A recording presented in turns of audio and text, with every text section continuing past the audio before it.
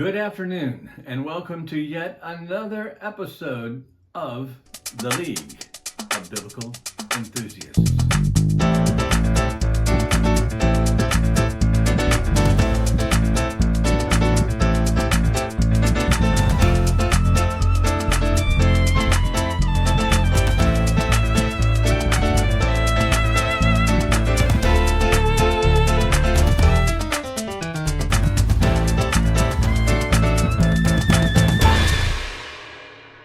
Now, if you've been following along with us, we have been constantly looking at English translations of the Bible. Last week, we looked at the English Standard Version, Part 2, in which we considered some criticisms of that translation. This week, we look at the Net Bible, or the New English Translation.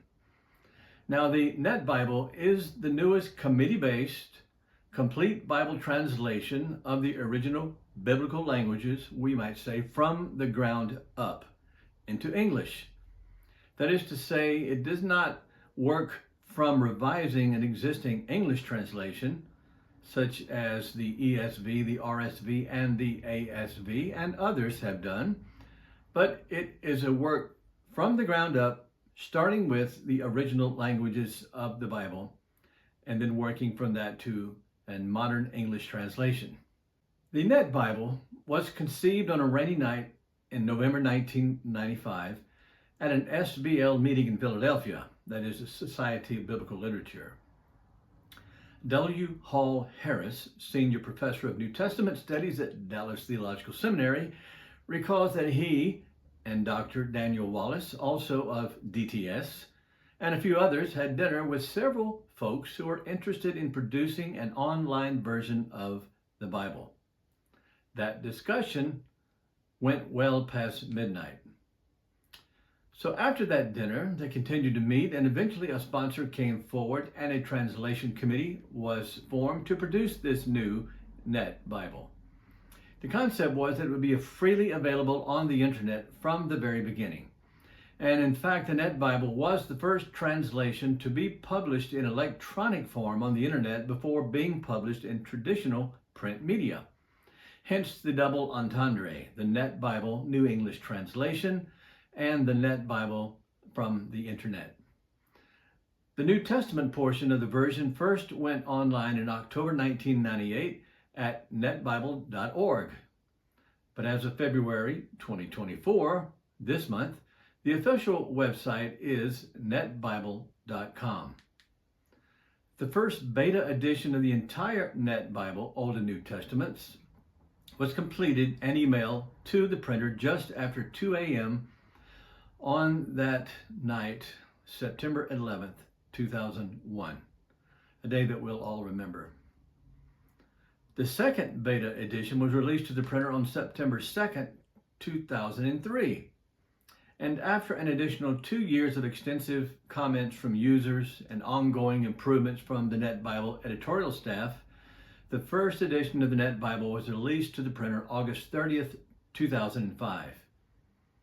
And the team has made revisions over the years and released a second edition in 2019. The unique feature of this translation is that almost 61,000 translator notes are made available to the reader. The sponsor wanted the translators to document their decisions in the footnotes of the Bible. And this transparency allows the reader to have kind of a sneak peek into translator decisions, something that most of us don't have access to. Now, of course, translator notes in a Bible are not anything new. The Geneva Bible, the King James Bible, and others have them. But the Net Bible takes it to an entirely new level. Bible translation usually happens behind closed doors, and few outside the translation committee gets to see what complex decisions underlying the text that appear in their English Bibles, how that is done. How do these people come to these decisions? What kind of arguments or discussions perhaps do they have? Does one person dominate that discussion? Or is it a much smoother process? Well, throughout the net translation process, every working draft was made publicly available on the internet. Bible scholars, ministers, laypersons from around the world logged millions of review sessions. No other translation is so openly accountable to the worldwide church or has been so thoroughly vetted. The Net Bible is neither crowdsourced nor is it a translation by consensus. Rather, the Net translators filtered every question and suggestion through the very best in biblical linguistics, textual criticism, and their unswerving commitment to follow the text wherever it leads. The Net Full Notes edition includes 3 different types of notes, and actually 4 if you count the notes for their maps. But the 3 most significant are translator notes, abbreviated TN. These explain the rationale for translation and give alternative interpretive options and other technical information. There are also text critical notes, abbreviated TC. These highlight alternative readings found in various Hebrew, Aramaic, and Greek manuscripts. And then study notes, abbreviated SN.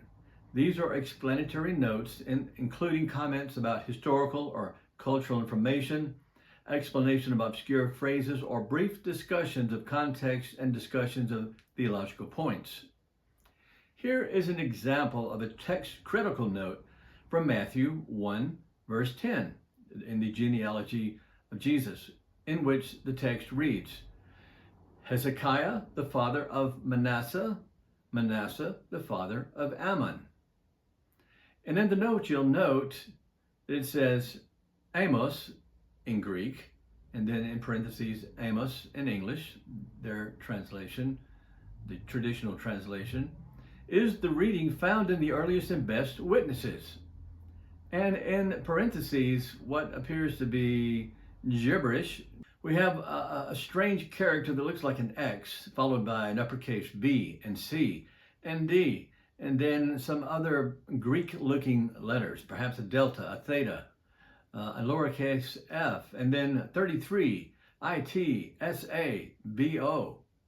Well, what in the world are these acronyms or these representations mean to us?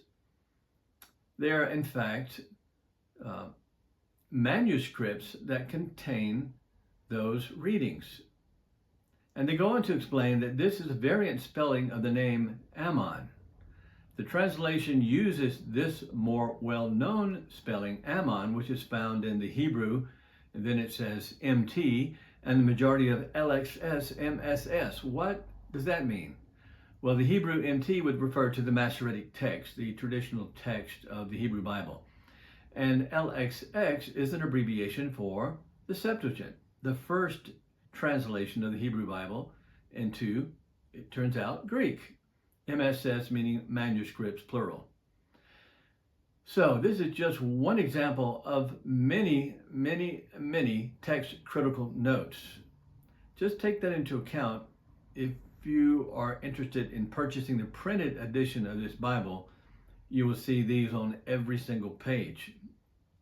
It may be daunting to you, it may be interesting to you, it may have of no value whatsoever to you, but just be aware this is what you will find in the Net Bible. Now, the Net Bible has Evangelical Origins as its base. The Net Bible was produced by a team of translators under the direction of W. Hall Harris, who's the general editor, and Daniel B. Wallace, who's the senior New Testament editor, and Robert B. Chisholm, senior Old Testament editor. All 3 are professors at Dallas Theological Seminary. The preface of the first beta edition, printed in 2001, stated that the version was completed by more than 20 biblical scholars who worked directly from the best currently available Hebrew, Greek, and Aramaic texts. They were identified only as scholars who, quote, teach biblical exegesis in seminary and graduate schools, unquote, each of whom were chosen in every instance because of his or her work in that particular book, often extending over several decades. It also stated that these scholars were assisted by doctoral students. In the first edition, a list of people on the Net Bible team appears at the end of the introduction. 22 men and 1 woman are listed as translators and editors. The Old Testament translation team included, among others, William Barrick, Robert Chisholm, W. Hall Harris, Eugene Merrill, Richard Taylor, and Brian Webster. The New Testament translation team included, among others, Darrell Bach, Harold Hunter, J. Smith, and Daniel B. Wallace. Although the introduction does not mention it, 17 of these people were teachers at Dallas Theological Seminary, and of the remaining 5 were students there. Only one, William Barrick, has no obvious connection to Dallas Theological Seminary. Evidently, the version was almost entirely a project of the members of the DTS faculty assisted by their students. This is not a criticism. It's simply an observation, and you should know it. You should know who the translators of the Bible that you are reading are, and you should know the qualifications they possess for their work.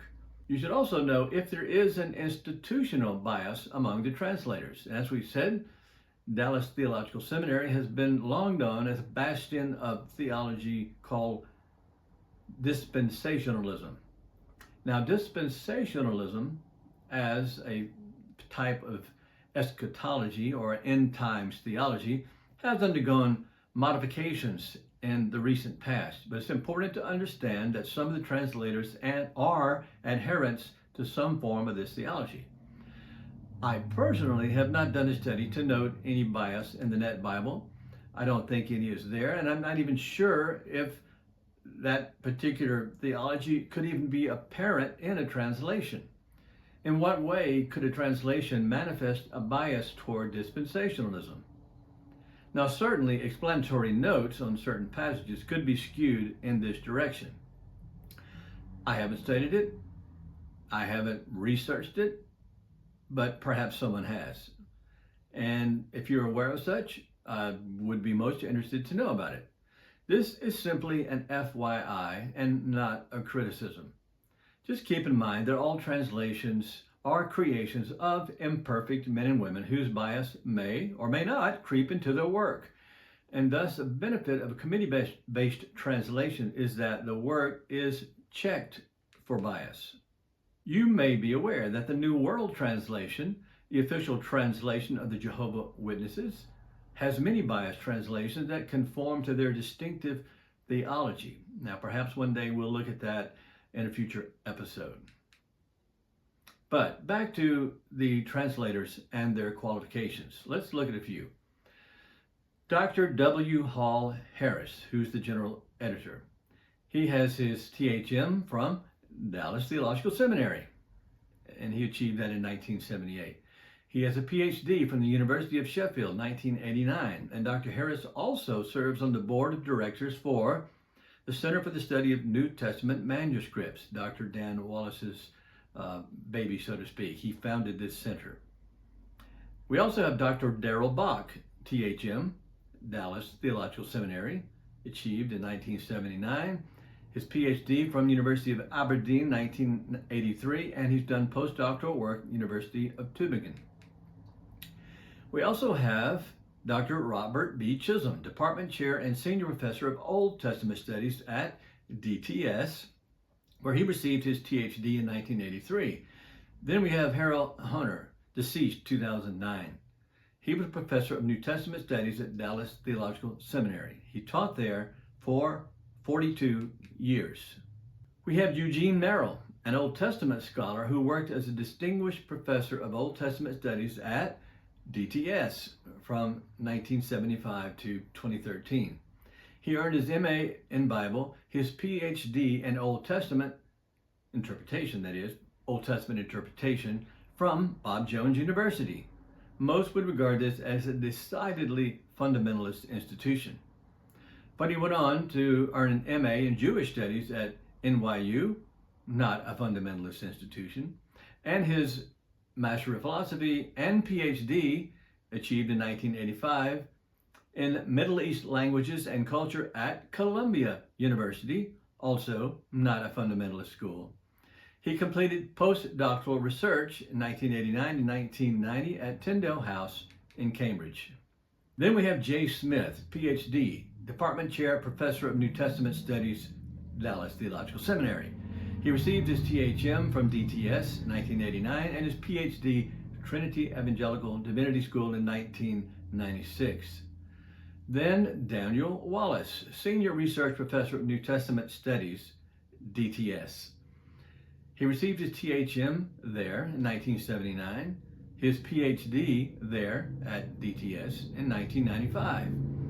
He has worked in postdoctoral studies at Cambridge, University of Munster, and Tübingen. These scholars seem well qualified to do this kind of work. Now let's take a look at the translation process involved in the Net Bible. The procedure was to assign each book of the Old Testament or the New Testament to an individual scholar who was very familiar with the interpretation of that particular book and who had experience in research, teaching, and writing about that book. These scholars produced an initial draft translation that was submitted to the New Testament or Old Testament editorial committee for extensive editing and revision. The work was then resubmitted to the appropriate editorial committee for final approval. An English-style consultant was then responsible for reviewing the translation for smoothness, clarity, and elegance of contemporary English style. Now, what biblical text were used in the translation of the Net Bible? Well, as in the case of many modern English translations, the starting point for the Hebrew text was the standard edition known as the Biblia Hebraica Stuttgartensia, which is based on the oldest dated manuscripts of the complete Hebrew Bible. For the Greek text, an eclectic text was followed, and it differed in several hundred places from the standard critical text represented by the Nestle Aland 27th edition. Then we consider the translation philosophy for the Net Bible. The Executive Steering Committee adopted early on that the Net Bible would be a translation that seeks to be accurate, readable, and elegant. So let's take a look at each of these three goals. Number one, accuracy. They said, essentially, we regard a translation to be accurate when it conveys in the new language what the original author wanted to convey in the original language. Well, this is pretty much what every translation strives for. No big news. Secondly, readable. Our goal in producing the Net Bible was to make an English translation that people would read comfortably and naturally. We wanted to sound like English and communicate as English to contemporary readers. Again, no big surprises here. Thirdly, elegance. They said, like accuracy, elegance is hard to define. We have generally regarded it as a quality of language which marks it as enjoyable, memorable, and powerful. And they add, the translation is not self-consciously evangelical. It is self-consciously honest. Now, the Net Bible has received endorsements from scholars whose own theological commitments represent a wide diversity. Scholars such as Philip Davies, Robert Gundry, John Walvoord, William Farmer, Klein Snodgrass, and Raymond Brown, to name but a few. Where does the Net Bible fit on the translation spectrum? From formal equivalence or literal to the other side, which would be functional equivalence, even further to what we might call a paraphrase, a very, very free translation. Where does the Net Bible fit in the translation spectrum? Well, as you'll see in this illustration, we have three columns. On the left, what we might call formal equivalence or literal translations, where you would find the New American Standard Bible, American Standard Bible, the King James Revised Standard Version, and others, including the English Standard Version. In the middle is more of your functional equivalent, thought for thought, sometimes called dynamic equivalence, although Eugene Nida, who is the father of modern translation theory, didn't like that term and later preferred functional equivalence. more of a thought process. This is where you'll find the Net Bible, sitting among others with the New International Version, the Holman Christian Standard Bible. And of course, on the right side, the third column, we have much more free translations. And that would be representing, for example, the Living Bible, the New Living Translation, the Contemporary English Version. Some of these border on paraphrases. So let's look at some passages in the Net Bible that allow us just to get a flavor of the kind of translation that we're going to be reading. We'll compare, for example, Isaiah 7:14 to the Net Bible, and we'll start with the traditional King James Version translation of this scripture, which is important because of its messianic prophecy. In the King James Version, we read, "Therefore the Lord himself shall give you a sign. Behold, a virgin shall conceive and bear a son, and shall call his name Emmanuel." In the Net Bible, we read, "For this reason, the Lord himself will give you a confirming sign. Look, this young woman is about to conceive and will give birth to a son. You, young woman, will name him Emmanuel." Well, we see where they stand in that translation of the Hebrew Alma as young woman. And here's what they had to say about that. "It is the opinion of the translators and editors that the Hebrew word used in Isaiah 7:14 means young woman and actually carries no connotation of sexual experience. So the grammatical context of the verse in the Old Testament is, in our opinion, fairly straightforward. The role or birth of the Messiah does not come into view here. So the historical and theological context of the verse support the grammatical. The word Alma means young woman and should be translated as such. So there. Now, what about the divine name? What scholars call the tetragrammaton, the ineffable, unpronounceable name, personal name of God in the Hebrew Bible. It's represented by the word that is often translated Yahweh or Jehovah, but it's 4 letters in Hebrew, Yod-He, Vav-He. They say, today, most Old Testament scholars agree that the vocalization of the divine name would originally have been something like Yahweh, and this has been the general accepted meaning. The Executive Steering Committee spent considerable time discussing whether or not to employ Yahweh in the translation. Several Old Testament editors and translators favored its use, reasoning that because of its use in lyrics of contemporary Christian songs and its appearance in Bible study materials, that the name Yahweh had gained more general acceptance. In spite of this, however, the committee eventually decided to follow the usage of most English translations and render the divine name as Lord in small caps.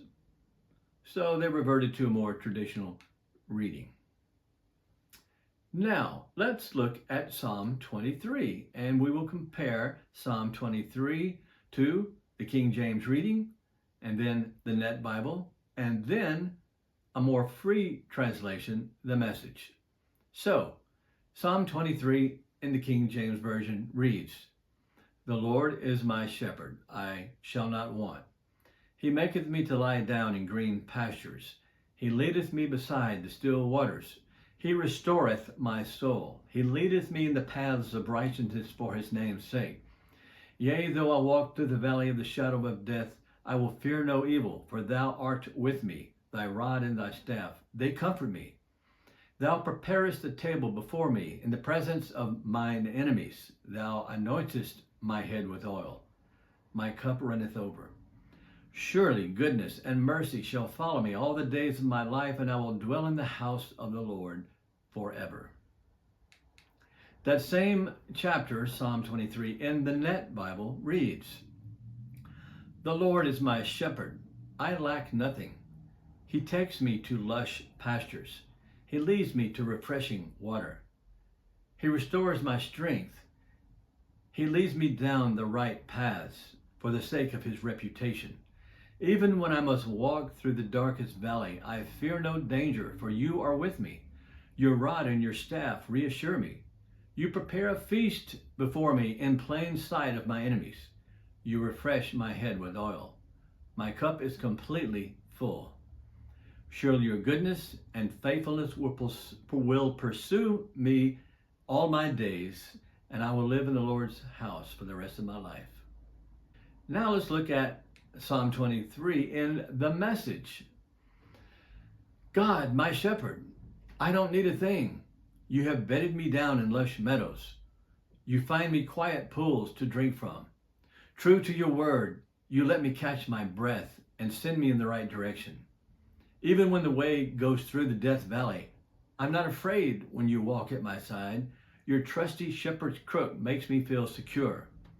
You serve me a 6-course dinner right in front of my enemies. You revive my drooping head. My cup brims with blessing. Your beauty and love chase after me every day of my life. I'm back at home in the house of God for the rest of my life. Now, another interesting feature of the Net Bible is that it contains Holy Land maps, nothing new. But the Net Bible Full Notes Print Edition has full color satellite maps of the Holy Land. And this is the first time that data recorded by a satellite has been used in a Bible to illustrate the Holy Land. Every image began as a photograph taken by a U.S. Landsat 5 satellite on a cold, crystal clear morning in January. Every color was true and contextual. It was not a mixture of images from different days. It was a rare and specifically chosen day because there were virtually no clouds anywhere in the entire region. Here's an example of one of those maps. Now, who should read the Net Bible? Who is it intended for? Who would best profit by it? Well, due to its copious academic study notes, this translation is best suited for the serious student of the Bible. I would not recommend it to a brand new Bible reader, as the notes are distracting and most likely unintelligible to the novice. Its discussion of Hebrew and Greek words and textual criticism means that you definitely need familiarity with this material to make any sense of it. It is best used alongside other translations which allow for a good comparison of the text. And in 2019, they presented a print version, several actually, available from Thomas Nelson in partnership with Biblical Studies Press. If I were to buy a print Bible from the Net Bible, which I probably wouldn't, since it's available online already, but I would buy the Net Bible Full Notes Edition. That would be my choice if I were to get a print Bible. Now, in our next episode, we'll look at yet another English Bible translation, the NLT, or the New Living Translation. It promises to be an informative look into this very popular version of the Bible. Full disclosure, I just bought a brand spanking new New Living Translation last week while visiting the Museum of the Bible in Washington, D.C. I'm very proud of it. I quite like it. So stay tuned for the next episode of The League of Biblical Enthusiasts, and we'll see you